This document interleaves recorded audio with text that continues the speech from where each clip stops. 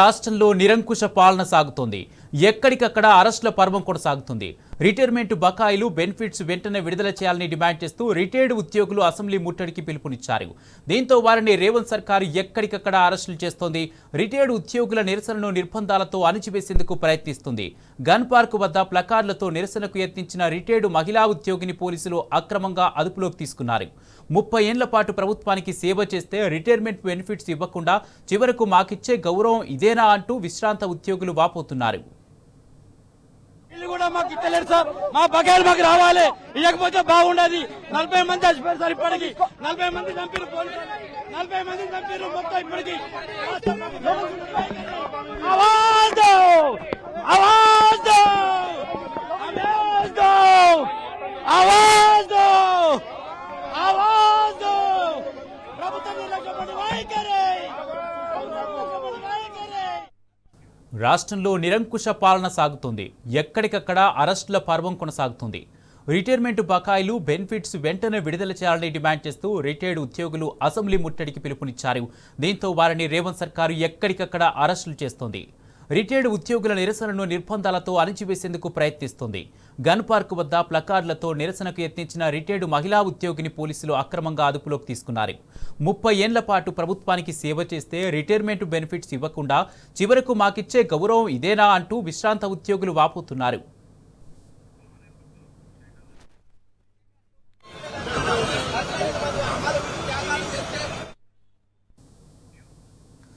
ఇదే అంశానికి సంబంధించి పూర్తి అప్డేట్స్ మా ప్రతినిధి అరవింద్ లైవ్ ద్వారా అందజేస్తారు. అరవింద్, రిటైర్ ఉద్యోగులు నిరసనకు దిగినట్టుగా తెలుస్తుంది. దీనికి సంబంధించి వారి డిమాండ్స్ ఏంటి, ఏమంటున్నారు?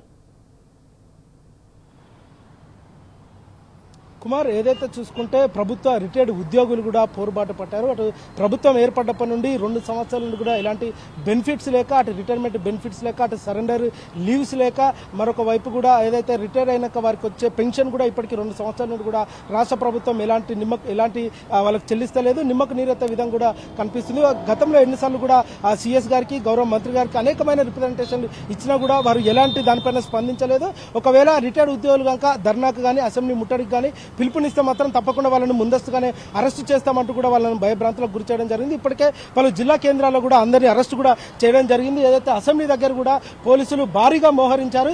ఎవరిని కూడా అనుమానం వచ్చినా, ఎవరిని కూడా విశ్రాంతి ఉద్యోగులను చూడకుండా కూడా వారిని కొంతమంది ఫిజికల్ హ్యాండిక్యాప్డ్ ఉన్నారు, కొంతమంది ఆరోగ్య సమస్యలతో తీవ్రంగా ఇబ్బందులు పడుతుంటా కూడా ఇక్కడికి అసెంబ్లీ ముట్టడి కార్యక్రమానికి వచ్చారు. కానీ ఇక్కడికి వచ్చినా కూడా అటు పోలీస్ అధికారులు కూడా అందరూ కూడా తీసుకుపోయి వ్యాన్లో ఎక్కించడం కానీ, అరెస్టు చేయడం కానీ ఇదే పరిస్థితి కొనసాగుతుంది. ఇక్కడ పోలీసులు కూడా భారీగా అటు గన్ పార్క్ దగ్గర కానీ, ఇక్కడ అసెంబ్లీ దగ్గర కానీ పోలీసులు కూడా భారీగా బందోబస్తును కూడా మోహరించడం కూడా ఇప్పటికే ఇక్కడ పరిస్థితులు కనిపిస్తున్నాయి. మరో విధంగా చూసుకుంటే అటు మహిళలని కూడా చూడకుండా, మహిళలను కానీ, అటు ఏదైతే రిటైర్డ్ విశ్రాంతి ఉద్యోగులను కానీ వాళ్ళందరినీ కూడా పోలీసులు ఈడ్చుకెళ్ళుంటూ అటు వ్యాన్లో కూడా ఎక్కియడం జరుగుతుంది. అసలు మేము రాష్ట్ర ప్రభుత్వాన్ని మేము అడుగుతున్నది ఏంటిది? మేము ఐఎస్ఐ తీవ్రవాదులం కాదు, అటు ఒకవైపు మేము నక్సలెట్లం కాదు, కానీ మేము కేవలం రాష్ట్ర ప్రభుత్వాన్ని అడుగుతుంది మా రిటైర్డ్ బెనిఫిట్స్ కోసమే అడుగుతున్నాము.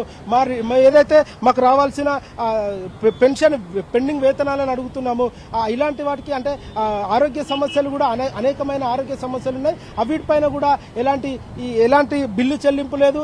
ఒక దిక్కు చాలని జీవితాలు గడుపుతున్నామంటూ కూడా వాళ్ళు ఆవేదన వ్యక్తం చేస్తున్నారు. మరొక వైపు చూసుకుంటే కూడా గతంలో దీనిపైన అంటే ఏదైతే విశ్రాంతి ఉద్యోగులు గతంలో అనేక సార్లు కూడా పెండింగ్ వేతనాలు కానీ, అటు పెన్షన్ పెండింగ్ బకాయిలు కానీ, మరి ఇటు సరెండర్ లీవ్స్ కానీ, మరొక విధంగా కమ్యూనిటేషన్ కానీ, ఈ బెనిఫిట్స్ కానీ ఇవన్నిటిపైన కూడా ఉన్నతాధికారుల దృష్టికి తీసుకెళ్లినా కూడా అధికారులు పట్టించుకునే పరిస్థితి కూడా పోలేదు. అక్రమంగా కూడా వారిని అరెస్టులు చేయడం కానీ, పోలీస్ స్టేషన్ తరలించడం కానీ ఇలాంటి పరిస్థితులు కూడా చేస్తున్నారు. ప్రభుత్వాన్ని మేము గ్రాటిట్యూడ్ ఇస్తా అని చెప్పిన ప్రభుత్వం అటు గ్రాటిట్యూడ్ ఇవ్వలేదు, కమ్యూనిటేషన్ విడుదల చేయలేదు, పెండింగ్ పెన్షన్ బకాయిలను విడుదల చేయలేదు. అటు వైద్య ఖర్చులకు, కుటుంబం అవసరాలకు తీవ్రమైన ఇబ్బందులు పడుతున్నా కూడా రాష్ట్ర ప్రభుత్వానికి అనేక సార్లు మొరపెట్టుకున్నా ఒక్కసారి కూడా రాష్ట్ర ప్రభుత్వం పట్టించుకోవట్లేదు.